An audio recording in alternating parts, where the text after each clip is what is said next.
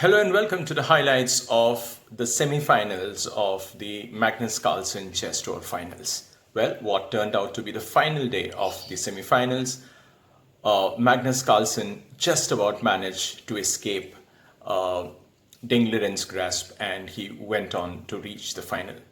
Now, it was a dramatic day, plenty of action, but before we go into that, let's just take a look at the final lineup. Magnus Carlsen will take on Hikaru Nakamura in the best of 7 set final beginning Friday. Now, before Carlsen could make it, there was a lot of drama, as I said, and the day turned out to be quite dramatic. After all, the day started with Magnus Carlsen needing to win this set to win the semifinals with a set to spare, and Ding Liren needing to win this to take it to the deciding 5th set.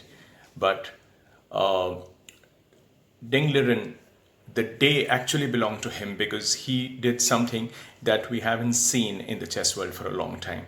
He made the world champion suffer. He made the world champion actually face a checkmate, and he actually checkmated him over the board, which is a rarity. He made the world champion defend the position, which looked completely lost on at least 3 occasions yesterday. Now, all this put together, it just showed that Ding Liren did everything right except deliver the knockout punch, and give credit to Magnus for actually defending the position like only he can. And he showed that he still manages to find defensive resources when he's not playing well. Now, this is a class of a person who is a perfectionist. He also shows that he is not he's not a machine. He's human, and he's also liable to make mistakes, and he does commit a lot of them, but he also has a way of getting out of them. He gets out of trouble as only he can. And what we saw during the 4th set, which eventually went Magnus Carlsen's way to finish the match 3-1, but he was not happy with the way he played. And overall, the day belonged to Ding Liren because you have to spare a thought for him.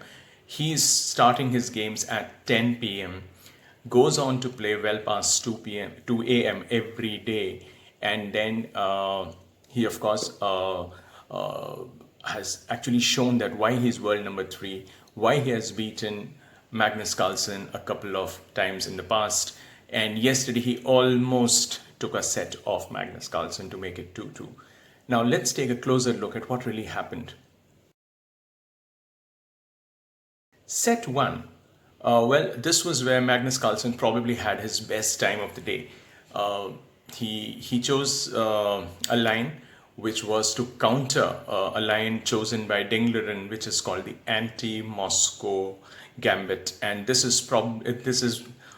was actually the same line which Ding Liren had adopted and lost in just 26 moves in the previous tournaments, the Legends Chess event. But everybody expected Ding Liren to come up with an improvement over that line, but Magnus Carlsen was just too good. He just saw that line, he knew that it was dubious, and he punished him one more time. And that was a comfortable win. So the way the proceedings started, it showed that Magnus Carlsen was just continuing from where he had left off the previous day, and he was up 1-0 in quick time. But thereafter, what happened was simply dramatic. Magnus Carlsen returns to the board and gets into trouble straight away with black pieces, and Ding Liren showed that if he can get some positions that he just relishes over the board, if he can get that position, how dangerous he can be. And that is exactly what he showed. He just smashed open Magnus Carlsen's castled king, and of course the fortress of pawns that you normally have in a castled position. He smashed it. And how often do you see a world champion playing with his king without the fortress of the pawns? And then, of course, he dragged that king from the position of a castled square where he normally has to keep his king safe. He made it march from that point, brought it almost to the center of the board, and checkmated him. Now, this is again something very unusual. You don't see top players getting checkmated. They resigned before that.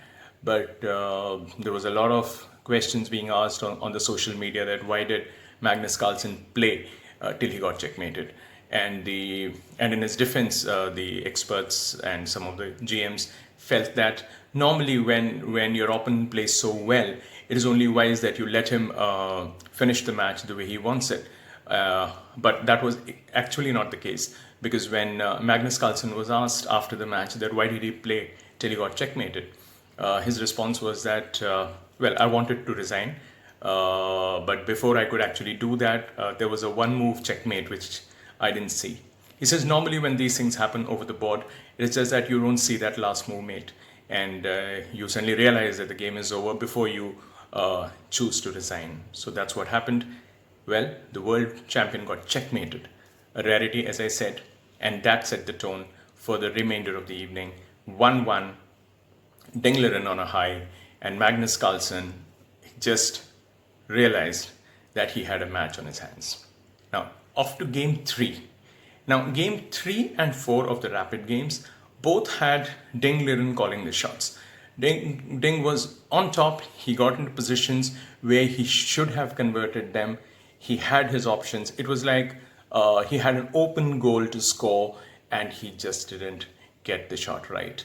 And to use a parlance from, say, another combat sport, like, if we take a boxing bout where your opponent is just reeling badly and he's taking the support of the ropes, and all you have to do is to just deliver the knockout punch, and that is where you don't, and that person staggers his way into a position where he can hit back and stand his ground and eventually stay undefeated in that game. And that's what exactly Magnus Carlsen did yesterday. He was staggering, he wasn't getting his act right, but somehow he just saw the escape route and drew game 3 and 4 to take the match into the tiebreak Blitz games. Now, Blitz, again, as we know, Magnus Carlsen is considered a very strong favorite. Dingleren has improved a lot in the shorter control when it comes to the timings, but Carlsen was an overwhelming favorite, and that's what he showed in the first Blitz game, where his reliable system, which he normally adopts with White against Ding, he just did that London system, as it is called, and that gave him a position of strength. People thought that yes, he could have converted it, but eventually it was Magnus himself who decided to take a draw with a repetition of moves. This is something that normally is not seen, but then later Magnus described the position as something that didn't leave him very happy, because he said that I couldn't get more out of that position, so I decided to draw the game. So that moved the game to the second tiebreak game. The match was, again, it was equal, and then the most dramatic part happened. That came in the 6th clash of the day, with Magnus Carlsen playing black, Dingleren playing white. And with that, at the very start, Magnus Carlsen got his opening lines wrong, and right from move number 6, he was on the defensive. Dingleren just applied the pressure, went on to win a bishop and a knight for his rook, and he looked in very comfortable position. He was just closing in on a win, and then came the final twist. Magnus Carlsen retreated his queen to the corner of the board, doubled his queen and rook, and suddenly he had a checkmate waiting to be delivered.